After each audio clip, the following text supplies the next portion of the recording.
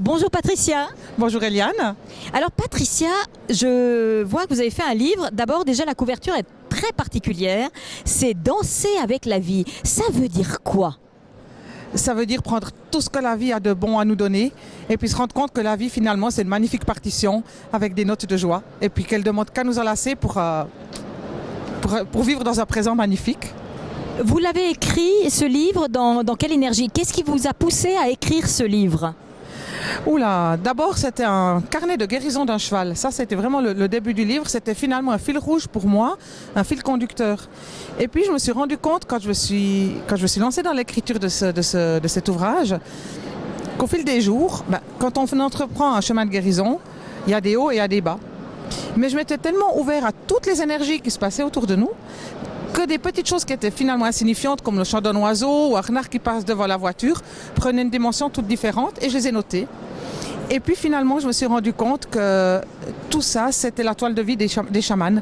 C'était un livre qui parlait d'une connexion avec tous les règnes qui sont autour de nous. Donc votre formation de professionnel, vous êtes arrivé comment là-dedans?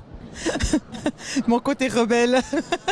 Mais ça se sent et ça se voit d'ailleurs, vous le dégagez.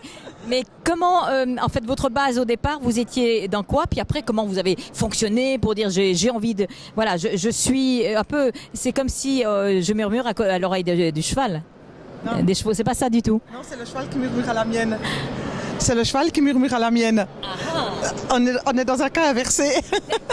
Alors, qu'est-ce qu'il vous raconte? La vie, l'amour, la compréhension, l'ouverture aux autres, l'empathie, d'oublier son ego, de comprendre que les échecs sont des leçons de vie et puis que c'est pas quelque chose qu'on doit prendre comme personnel, mais qu'au contraire c'est un tremplin pour rebondir vers du meilleur.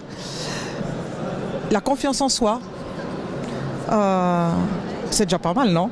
C'est énorme, mais pour l'instant, on m'a toujours pas dit votre parcours. On est curieux. Eh ben alors, je suis une fille qui vient du centre de la ville. J'ai jamais eu de vie avec des Amérindiens, en tout cas pas dans celle-ci. Donc je suis un pur produit citadin. J'ai fait des études de commerce, j'ai fait des études de marketing, donc vraiment quelque chose de très typique, voilà. Et puis à 20 ans, j'ai décidé de partir, de quitter le Jura pour venir en Valais et de vivre de mes deux passions, c'est-à-dire les chevaux et le ski. Donc j'ai quitté le Jura avec le van derrière la voiture et puis la paire de skis sur le toit. Et donc j'ai cumulé ces deux passions en fonction des saisons pendant bien des années. Et j'ai eu une première expérience en Valais par rapport aux énergies. C'était une jument qui a été victime de magie noire. Une jument? C'est-à-dire que vous avez des animaux qui peuvent avoir de la magie noire? Oui, tout à fait. Alors je ne le savais pas. C'était un 1er janvier et j'arrive à l'écurie et mon cheval était couché, ne pouvait plus manger, ne pouvait plus se relever, donc il avait des coliques. J'ai appelé le vétérinaire. Inutile de dire qu'à 1er janvier à 8h le matin, je me suis fait recevoir au téléphone. Et j'ai dû assister. Et finalement, le vétérinaire est venu. Il est resté toute la journée vers ma jument. Et le soir, il a dit, écoute, il a dit franchement, il a dit maintenant, il n'y a plus que deux solutions. Soit tu prends ton cheval et tu pars sur Berne, ou alors on abat tout de suite. Et puis à ce moment-là, j'avais un jeune qui m'aidait aux écuries, qui avait 11 ans, qui s'appelait Christian, et qui me dit, écoute, on va chercher ma grand-mère. Puis j'ai dit, au point où on en est, on risque plus grand-chose. Et il y avait une tempête, et c'était le blizzard, et les flocons de neige, et on va chercher la grand-maman. Et elle est en costume du pays, en costume traditionnel, elle met son châle sur les épaules, elle décroche le crucifix du mur, elle prend l'eau bénite, elle monte dans ma voiture, et puis on arrive à l'écurie, elle me dit, tiens, elle me dit, prends ce livre de prière, tu lis cette prière, et chaque fois qu'un signe de croix est marqué sur le livre, tu signes ta jument. Alors il faut savoir que je suis protestante, donc les signes de croix et tous ces rituels pour moi, c'était deux. Mais enfin, j'ai obéi devant les yeux du vétérinaire, donc le vétérinaire était toujours là, et chaque fois que je faisais le signe de croix, la jument essayait d'arracher les chaînes, elle était droite dans le box, elle était paniquée, et au fur et à mesure de la prière, le cheval s'est posé. Et le vétérinaire, ensuite, il est venu me taper sur l'épaule et il a dit, écoute, c'est bon. Il a dit, c'était de la magie noire. On est ici en Valais, je connais, il n'y a pas de souci. C'est incroyable. J'ignorais justement qu'un animal pouvait avoir également de la magie noire. Les humains, on entend parler, on le sait, on connaît, enfin on connaît pas, on sait pas comment ça fonctionne grâce à la méchanceté de certaines personnes. Donc pour revenir à notre livre qui s'appelle donc Omani, pourquoi Omani? Alors Omani, c'est un nom amérindien. Ça veut dire voyager, voyager. Donc pour moi, le voyage vers la guérison, le voyage vers la vie. Mais Omani, c'est aussi les premières syllabes du mantra de guérison, Omani Padme Hum. Ah, c'est joli en plus. J'aime beaucoup le mot Omani. Danser avec la vie, qui est donc aux éditions La Carte. Mais vous m'avez toujours pas dit comment vous y êtes arrivé. Au chamanisme? Oui. Alors c'est arrivé, bon, j'ai toujours eu une passion de parler déjà avec les animaux. Donc j'étais une grande fan de Yakari et puis du Docteur Dolittle. Et c'est quelque chose que j'avais en moi très très naturellement. Et quand on a commencé à en parler, je me suis dit c'est pas possible. J'ai dit les cours sont tellement chers que c'est pas possible que ça soit si facile. Donc j'ai fait un premier cours et ça m'a complètement bloqué.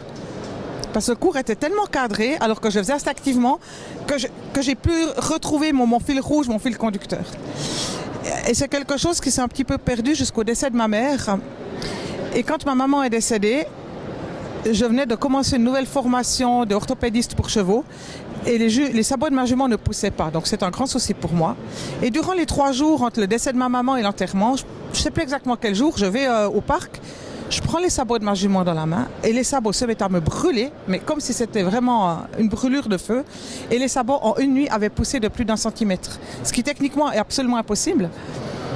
Et je me suis renseignée à gauche à droite et une guérisseuse qui avait suivi ma maman sur ces derniers jours m'a dit mais écoute, elle m'a dit oui maintenant je peux te le dire, vous avez des racines chamaniques dans votre famille et en fait ce que tu viens de subir par le décès de ta maman c'est une transmission de pouvoir. Et donc ensuite j'ai retravaillé là-dessus et je renoue tout simplement avec mes racines et notre savoir familial en sachant aussi que mon grand-père, mais par contre du côté de mon père, lui parlait avec les arbres. Et il avait cette capacité extraordinaire de prédire la météo 1 semaine à l'avance en simplement collant son oreille contre le tronc d'un arbre et écouter la sève et écouter les sons qui lui venaient. C'est génial, c'est passionnant et c'est extraordinaire. Donc le livre, il est venu petit à petit en fait. Ah ben l'accouchement s'est fait comme tous les accouchements avec difficulté. Combien d'années vous avez mis pour l'écrire? Le temps de la guérison du cheval. C'est-à-dire? Alors donc le cheval il est tombé malade en 2007, il était en France ce cheval, donc il est tombé malade en 2007. On nous l'a donné en novembre 2011, donc c'était nous ou la boucherie. Donc on a décidé de lui donner sa dernière chance. J'ai commencé à écrire le premier jour qu'il est arrivé chez nous. Donc, et puis le livre est sorti le 6 décembre 2013. Donc si on veut bien, l'écriture du livre a duré tout ce temps puisque j'ai pris des notes tout le long. Mais après, ben voilà, donc écrire un livre sous forme de journal, c'est quand même assez rébarbatif à la lecture. Ensuite, j'ai écrit un premier jet, mais on en arrive à 480 pages. Et vous en aviez des choses à dire, hein? Passionnant, c'est certain. Oui, mais tout ce qui était un petit peu trop chamanique, j'ai pas osé forcément le mettre parce que on est dans une société maintenant qui s'ouvre, où il y a des prises de conscience. Alors parler avec les animaux, ça semble déjà bizarre à certaines personnes, mais ça passe encore. Mais si on commence à dire qu'on parle avec les arbres, qu'on parle avec les pierres, qu'on arrive à investir l'énergie de la terre et de prévoir des tremblements de terre ou des choses comme ça, là... on vous regarde bizarre, hein? Disons que j'ai toujours une peur panique, c'est de finir comme pilier principal du feu du 1er août. Je crois pas qu'on ça viendrait, vous ne serez pas sur le bûcher, mais effectivement, si vous étiez dans un autre siècle, ça c'est même certain. Justement, donc il y a peut-être des vieilles mémoires qui se réveillent. Soyons positifs, parlons juste maintenant de ce que vous faites avec tellement de... vous avez vraiment beaucoup de qualité par rapport à ça. Donc maintenant, est-ce que vous utilisez uniquement pour les animaux ou également pour les humains? Alors j'emploie aussi pour les humains. Et je trouve que ce qui est passionnant, justement, donc on en revient à l'histoire du cheval qui a eu de la magie noire, c'est que beaucoup de gens pensent que toutes ces techniques, finalement, c'est un effet placebo. Alors, l'effet placebo, finalement, bon, j'ai rien contre l'effet placebo, parce que finalement, s'il fait guérir quelqu'un, eh ben, c'est fabuleux. Donc, et puis en plus c'est fabuleux parce que ça ne s'achète pas en pharmacie, c'est gratuit, donc qu'est-ce qu'on veut de plus? Mais un animal n'a pas cet effet placebo, donc on se rend compte que toutes ces techniques qu'on appelle aujourd'hui de développement personnel, donc tout ce qui est lithothérapie, les plantes, etc., étaient anciennement, y compris sur nos terres, pas seulement chez les Amérindiens, des vraies techniques de guérison avec une vraie capacité. Donc je l'emploie autant pour les animaux, avec de la facilité, et après aussi pour les humains, Chez les humains, des fois, c'est un peu plus compliqué parce que justement, les humains, ils pensent quand même que tout ça, c'est encore du développement personnel et ils le mettent plus dans le style wellness et puis bain à bulles que vraiment dans une thérapie de guérison. Mais effectivement, je l'emploie sur les deux plans, ouais, avec les deux règnes. Donc autant avec les animaux qu'avec les humains. Donc ce livre s'adresse à tous ceux qui sont passionnés aussi du chamanisme et de tout ce qui est naturel. Parce que vous utilisez, quand vous guérissez un animal, uniquement la parole et vos mains. Oui. La parole, les mains, les pierres, les élémentaux. Et ce livre, il s'adresse à un public très large. Et c'est peut-être très bête à dire, mais finalement, je crois que c'est les cavaliers qui l'apprécieront le moins. Parce que s'ils le lisent, peut-être qu'ils vont arrêter de monter à cheval, arrêter de manger de la viande. Et c'est peut-être pas dans cet objectif-là qu'ils ont un cheval au départ. C'est vrai que c'est un livre, quand on le lit, et j'ai eu beaucoup de témoignages de retours de premiers lecteurs, où on se rend compte que les gens, certains gens ont trouvé la guérison pour eux-mêmes, physiquement, à travers la lecture. Ça leur a amené vraiment des énergies positives qu'ils ont employées pour une guérison physique. En sachant qu'évidemment, tout problème physique part d'un problème émotionnel. Donc, ça explique la chose. On est bien d'accord. Donc, Patricia Wissenbach, vous avez un site internet ? Oui, www.terredecoeur.ch. terredecoeur.ch, c'est très joli. Alors, donc le titre est Omani, danser avec la vie, aux éditions La Carte. En tout cas, je vous remercie, j'ai eu beaucoup de plaisir de vous interviewer. Vous êtes une merveilleuse personne, belle personne. Et puis, est-ce qu'il y a un deuxième livre qui va être en route ou pas? Parce que vous avez accouché. Quand on a fait un premier, c'était le plus dur. Après, est-ce que vous êtes dans cette énergie? Alors, j'aimerais bien. Il y a de la demande. Donc là, on va faire une deuxième édition. Et puis franchement, le deuxième, ben voilà, c'est toujours un petit peu comme tout, la deuxième édition, le deuxième livre, c'est toujours la suite. Donc ce que j'aimerais vraiment, c'est finaliser l'histoire d'Omani.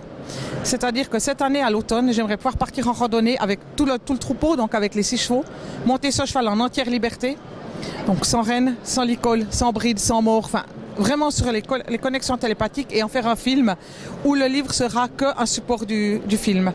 Ça serait vraiment la suite que je rêverais pour ça. Surtout que ce cheval, finalement, son début de la descente aux enfers a été une mauvaise compréhension du cheval lors de son débourrage. Donc pour moi, ça serait vraiment boucler une boucle complète. Alors vraiment, c'est un magnifique projet. D'ailleurs, je vous souhaite un plein succès parce que je suis certaine que vous allez pouvoir le mettre en place. En tout cas, bravo, merci et à bientôt. Merci beaucoup et puis merci pour l'interview. C'était très sympathique de votre part. Merci beaucoup, Patricia.